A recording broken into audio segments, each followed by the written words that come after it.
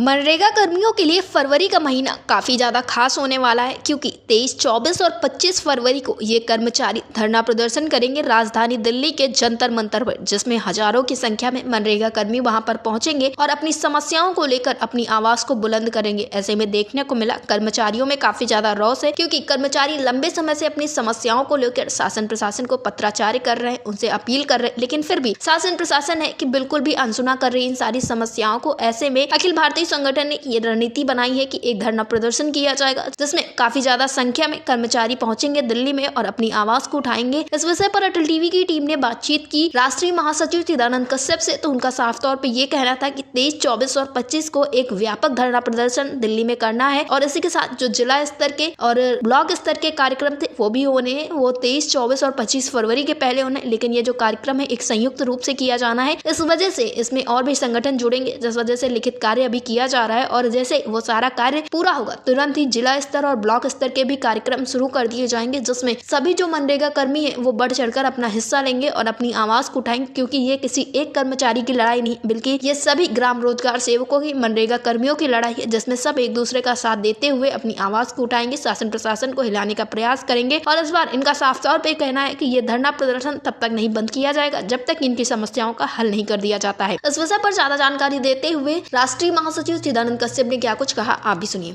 चिदानंद जी, आपका हमारे चैनल अटल टीवी पे बहुत बहुत स्वागत है। जी धन्यवाद अटल टीवी चैनल।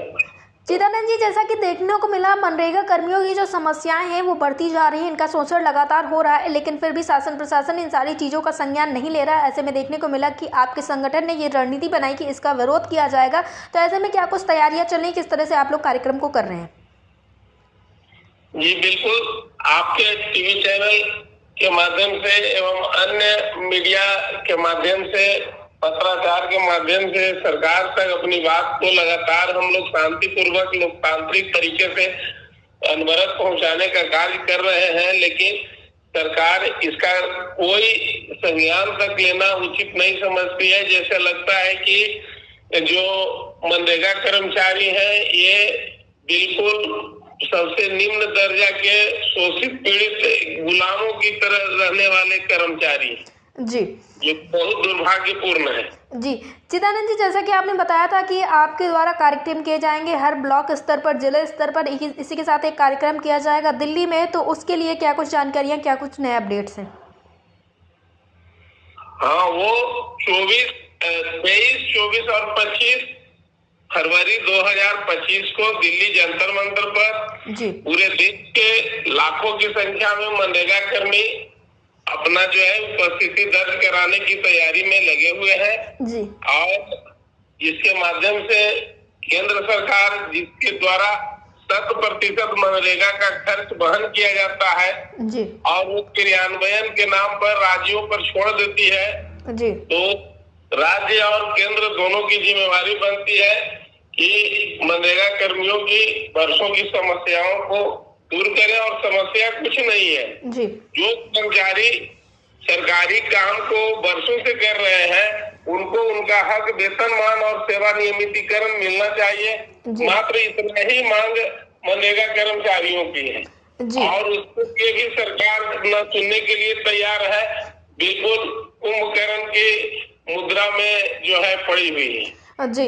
चिदानंद जी, इसी के साथ आपसे जानना चाहूंगी कि जो ये 23, 24, 25 को आप लोगों का कार्यक्रम है, इस कार्यक्रम में जो सिर्फ आपका संगठन है या फिर एक संयुक्त रूप से ये कार्यक्रम किया जाना है? नहीं, ये विभिन्न संगठनों से बातचीत की जा रही है जी। अखिल भारतीय मनरेगा कर्मचारी महासंघ के द्वारा 23, 24 और 25 3 दिनों का दिल्ली जंतर मंतर 2025 में कार्यक्रम है।